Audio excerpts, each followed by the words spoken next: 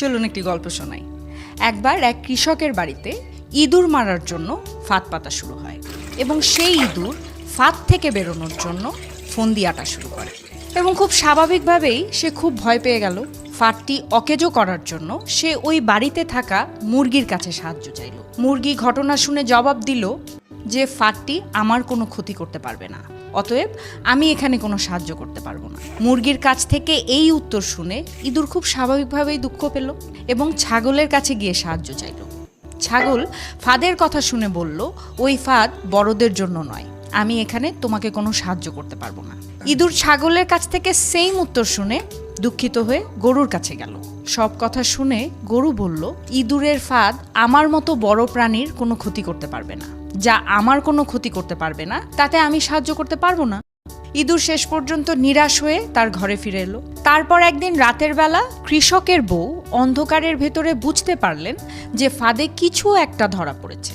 অন্ধকারে ফাঁদের কাছে হাত দিতেই উনি হাতে কামড় খেলেন এবং দেখলেন ফাঁদে ইঁদুরের বদলে সাপ ধরা পড়েছে। তার চিৎকারে কৃষকের ঘুম ভাঙল। তাড়াতাড়ি ডাক্তার ডাকা হলো।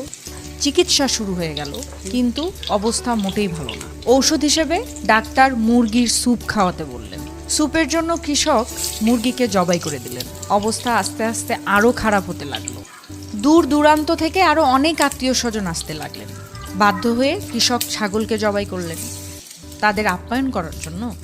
আরও ভালো চিকিৎসার জন্য অনেক টাকার দরকার হতে লাগলো। অবশেষে কৃষক তাদের গরুটিকে কসাইখানায় বিক্রি করে দিলেন।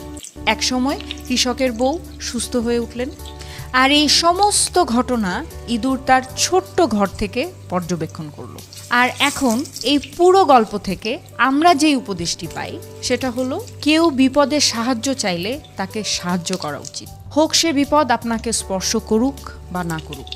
বিপদগ্রস্তকে সাহায্য করা মানুষের নৈতিক দায়িত্ব, আপনার আমার নৈতিক দায়িত্ব।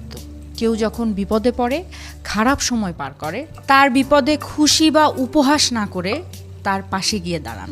দিন শেষে কাউকে কষ্ট দিলে, কারো ক্ষতির চিন্তা করলে আমরা নিজেরাই তার ফল ভোগ করি।